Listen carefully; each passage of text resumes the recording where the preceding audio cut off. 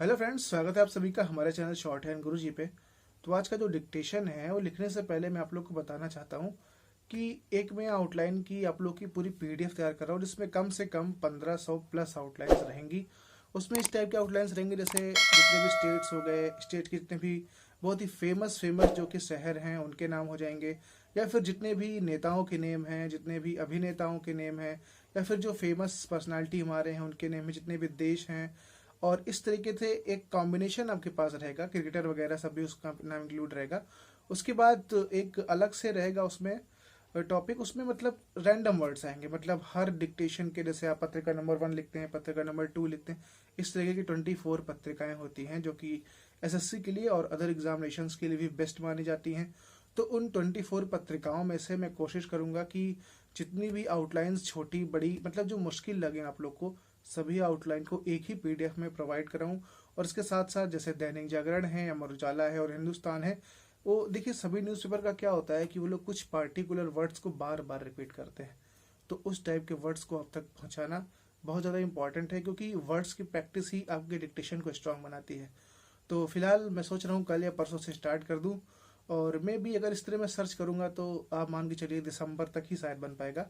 तो कुल मिला के जब आप रिटर्न एग्जाम देकर आएंगे एसएससी स्टेनो 2019 का, तो उसके बाद आप लोग को इजीली प्रोवाइड हो पाएगी। आई थिंक शायद जनवरी के फर्स्ट वीक में आप लोग को पीडीएफ मिल जाएगी। बहुत ही मिनिमम चार्ज होगा, तो उसके लिए टेंशन मत लियो, बहुत ही परफेक्ट पीडीएफ होगी आप लोगों के लिए। तो चलिए स्टार्ट करते हैं फिलहाल आज का डिक्टेशन। Ready, start.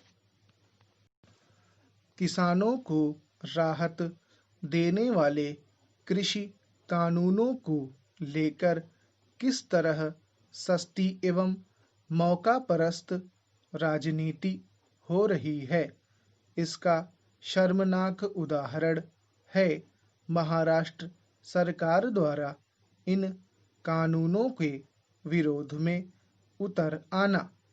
यह वह सरकार है जिसने इन प्रस्तावित कानूनों के संदर्भ में जारी अध्यादेशों को सबसे पहले लागू किया था। अब अचानक वह इन कानूनों के विरोध में आ खड़ी हुई है। क्या इन अध्यादेशों को अधिसूचित करते समय उसे नहीं पता था कि वह क्या करने जा रही है, या फिर वह कांग्रेस के उकसावे में आकर खुद की फजीहत कराना पसंद कर रही है? महाराष्ट्र में जब इन अध्यादेशों को अधिसूचित किया गया था, तब सरकार में शामिल राष्ट्रवादी कांग्रेस पार्टी के नेताओं ने कहा था कि इससे किसानों को मदद मिलेगी। अब वे इसके ठीक उलट राग आलाप रहे हैं। कुछ ऐसा ही काम शिरोमणि अकाली दल के नेता कर रहे हैं। अध्यादेश जारी होते समय तो उनकी तारीफ की जा रही थी, लेकिन जब वे विधेयक के रूप में संसद से पारित हो गए तो उनमें खराबी नजर आने लगी। क्या अकाली नेता यह मानकर चल रहे थे कि सरकार इन अध्यादेशों को कानून का रूप देने से इनकार कर देगी?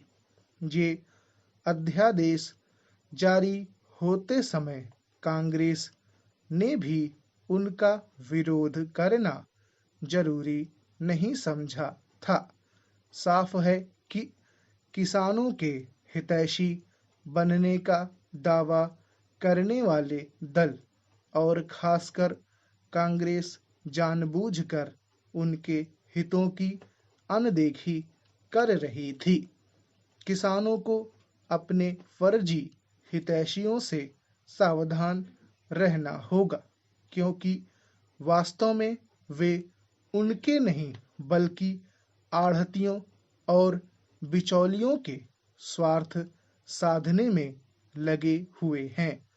किसान हित की आड़ लेकर नए कृषि कानूनों के विरोध में सड़कों पर उतर रहे राजनीतिक दल किस तरह किसानों को बदनाम करने पर तुले हैं, इसका पता दिल्ली में इंडिया गेट के समीप कांग्रेसी कार्यकर्ताओं की ओर से एक ट्रैक्टर को आग के हवाले किए जाने से चलता है। यह बहुत ही गंदी हरकत है। क्या कोई किसान अपनी आजीविका के साधन को इस तरह जला सकता है? ऐसी धृष्टता तो वही कर सकता है जिसे किसानों की संवेदनाओं से कोई लेना देना न हो।